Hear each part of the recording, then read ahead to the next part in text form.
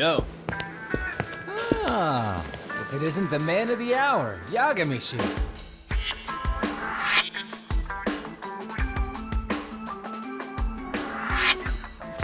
Gentlemen, welcome. How are you? This guy. First he falls off the radar. Now he's got this sweet office.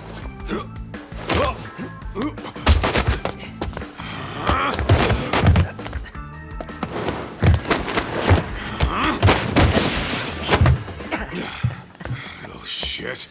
You're still quick as a thief. Maybe a little quicker, actually.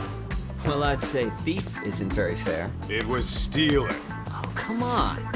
You know I wasn't doing it to line my own pockets, right?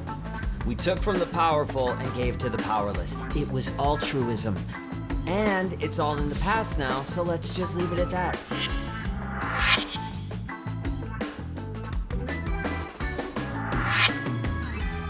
The place is nice, though. It's kind of familiar, even. It should be. You're our inspiration, Yagami Detective Agency.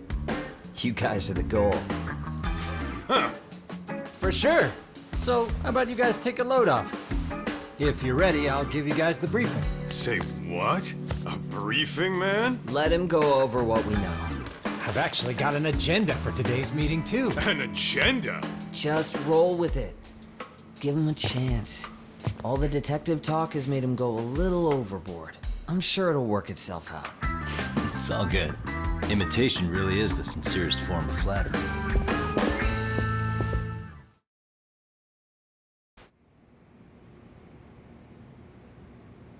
To sum up why we called you, we've been seeing a major upward trend with these kinds of cases. What do you think? Care to take a wild guess? I'll give you a hint. It's not a problem you'd find in Kamurocho. So, it's specific to Yokohama? I know. It's gang warfare. The outfits running Chinatown are at each other's throats, and you guys sort out the aftermath. Well, we did just hear about the Yokohama Liumang. They're a gang, right? Yeah, the Yokohama Liu, whatever. Bet they're stirring up shit as we speak. Actually, we haven't run into any gang-related activity at all. No, what we're dealing with isn't so conspicuous. I'll just tell you, it's bullying. Bullying? Sometimes parents ask us for evidence to prove their child was bullied. Fairly often, they want these bullies taken to court immediately. They'll also want to hold the schools accountable, but none of that happens without solid proof. How old are these kids? Most of them are in middle school. Research shows that boys at that age experience a sudden spike in testosterone. This leads to outbursts to assert dominance, compounded by the irrationality of an immature brain. Scientifically, this potent mix of impulses often manifests as bullying. Yeah, I call that puberty. But that would apply specifically to boys, right? You're getting cases with girls involved too, aren't you? Ah, with girls it's more likely rooted in oxytocin, a brain hormone that also has links to bullying. See, oxytocin fosters feelings of attachment, regardless of your gender. For instance, scientists have observed that a mother's oxytocin levels surge when looking at her child. Then it's not always a bad thing, is what you're saying. Indeed. Did you know it was oxytocin that enabled cooperation among our primitive ancestors? Ancient matriarchs were particularly vulnerable during childbirth, thus requiring communal support. So you could kinda say the survival and reproduction of our species was largely oxytocin at work. After all, raising a child in the wilderness would have been impossible alone.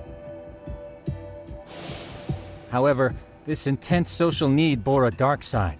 Individuals who failed to contribute were shunned and eventually condemned. Let's say there was a villager who never put in his fair share. All he did was eat the crops. If that became the norm, nobody would work until the village was on the brink of starvation. And by then it'd be too late. Precisely. That's why these offenders were punished. Primitive as it was, punishment equated to justice, a necessary measure for society's greater good. And societies with a stricter sense of justice were the ones who endured in the long run. To put this into focus, these people are our direct ancestors. So from a science perspective, modern-day bullying is just primitive? More like it's hardwired into our nature. Hormones are fucked up, huh? I wouldn't chalk it up to just that. However, we humans do tend to reject what's foreign to us. Whether we're socially awkward or simply misunderstood, those who don't conform are ostracized. That's how it's been since time immemorial. The misfits of civilization are deserving of punishment. All over the world, no matter where or when.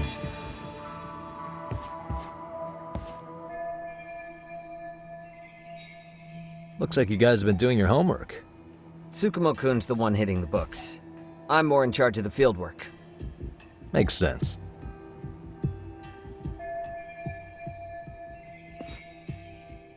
Here's another fun fact while we're at it.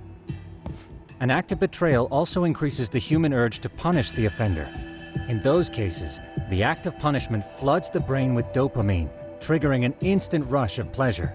In other words, serving justice can feel just as good as eating or having sex. Sure, but that's where we have to draw the line. Justice can't be twisted into joy, or it stops serving its purpose. Very perceptive, Yagami-shi. So, back to reality. What's this big case that needs all the manpower? Ah, yes. Our client is the chairman of a private school. He wants us to scour the campus for any and all instances of bullying, leaving no stone unturned. That said, he also requires us to be discreet. How big is this school? Let's see, there are 6 classes per grade, making 18 in total. So approximately 600 students. Given that, Sugiura-shi and I couldn't possibly vet them alone. We'll be meeting the chairman at a restaurant tonight to lay out the specifics. How about the two of you come join us? We could use the help. Man, for a couple of rookies, you sure have it together. You guys are free until dinner. Oh, we already made the reservations in Chinatown, by the way. Think of it as a little welcoming party. The restaurant's name is Kyoinro. If you could meet us there, that'd be great. Sure. You didn't have to do that.